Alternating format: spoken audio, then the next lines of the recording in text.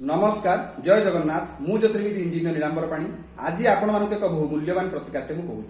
जदि आपण घरे किसी वास्तु दोष अच्छे आप अनुभव करुँच कौन कुप्रभाव रे आप प्रभावित अच्छा अनुभव करुँच चिंता करिवार आवश्यकता ना गोटे एक हाथ विशिष्ट कला कपड़े